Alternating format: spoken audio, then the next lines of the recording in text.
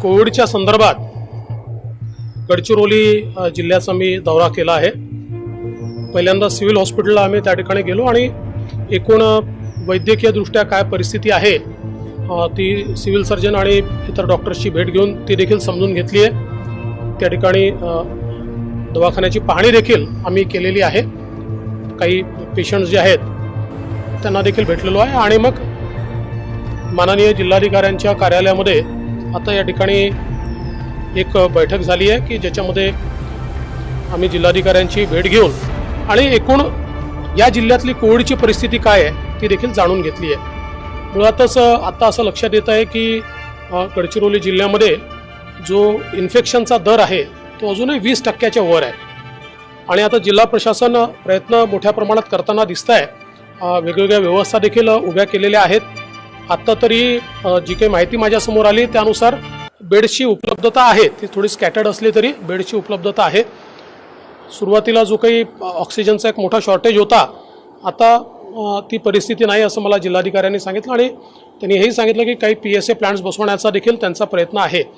मुळातच आता या जिल्ह्यामध्ये सगळ्यात जास्त चॅलेंजिंग जर काही असेल तर ते वॅक्सिनेशन आहे, कारण विशेषतः सगळा ट्रायबल बेल्ट असल्यामुळे आणि आमच्या आदिवासी बांधवांमध्ये जाणीवपूर्वक काही लोक गैरसमज पसरवत आहेत की हे वॅक्सिन घेतल्यामुळे तुमच्यावर काही वेगळे परिणाम होतील आणि त्याच्यामुळे त्या अंधविश्वासात वॅक्सिनेशनचा ड्राईव्ह जो आहे हा कुठेतरी दुर्गम भागात आणि कोर आदिवासी भागामध्ये कमी होतो आहे आणि म्हणून तो वाढवला पाहिजे या दृष्टीनं काही उपाययोजना देखील मी देखील जिल्हाधिकाऱ्यांना सुचवलेल्या आहेत। आमचे इथले माननीय खासदार आणि आमदार हे देखील स्वतः प्रयत्न करतायत की लोकांपर्यंत जाऊन आम्ही वॅक्सिन घेतली आहे त्यामुळे ती वॅक्सिन चांगली आहे, त्यांना काही प्रॉब्लेम येत नाही, ती तुम्ही घ्यावी। आणि आम्ही देखील आमच्या लोकांना सांगितलं आहे की तुम्ही प्रयत्न करून ज्या गावामध्ये वॅक्सिनेशनबद्दल लोकांच्या मनात संभ्रम आहे तिथे आपला जो कार्यकर्ता असेल त्यांनी पहिली वॅक्सिन घ्यावी जेणेकरून हा संभ्रम दूर करता येईल।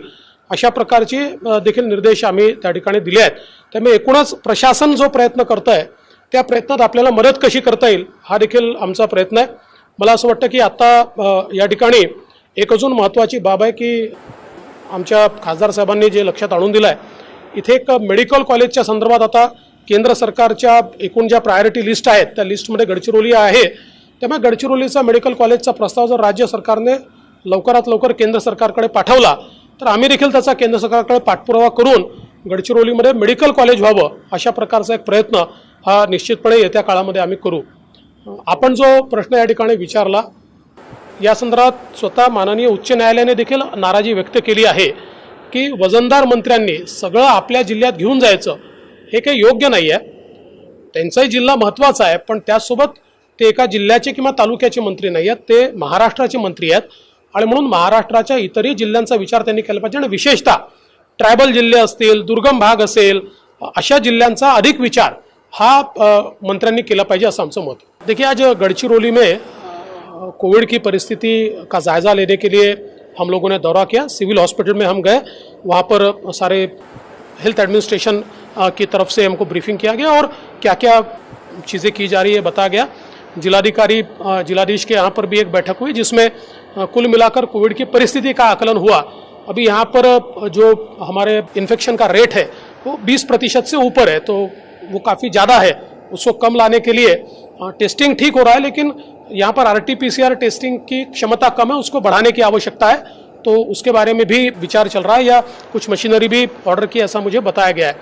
यहाँ पर सबसे बड़ा चैलेंज वैक्सीनेशन है क्योंकि वैक्सीनेशन जो ट्राइबल एरिया है, जो आदिवासी इलाका है, वहाँ पर कुछ लोगों के मन में ऐसे अंधविश्वास है कि ये वैक्सीन लेने के बाद हम इन्फेक्ट होंगे या कुछ लोग जानबूझकर वहाँ ये फैलाते हैं कि वैक्सीन लेने से आप मर जाओगे। तो लोगों के बीच बड़े पैमाने पर जागृति करने की आवश्यकता है और मुझे ऐसा लगता है कि सरकार की ओर से भी और हमारे यहाँ के MP MLAs ये भी प्रयास कर रहे हैं लोगों के बीच जाकर कि हमने वैक्सीनेशन लिया इसलिए आपको लेने में कोई उसमें अड़चन नहीं है।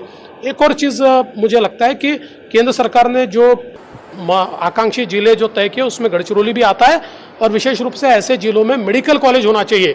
इस प्रकार की केंद्र सरकार की भी एक अनुशंसा है और हम लोगों का भी मानना है और इसलिए राज्य सरकार को हम ये निवेदन करते हैं कि अगर राज्य सरकार गढ़चिरौली के मेडिकल कॉलेज का प्रस्ताव केंद्र सरकार को भेजेगी तो हम लोग जाकर वहाँ पर एक प्रकार से उसकी अनुशंसा करेंगे और गढ़चिरौली को प्रायोरिटी मिले इसका प्रयास करेंगे।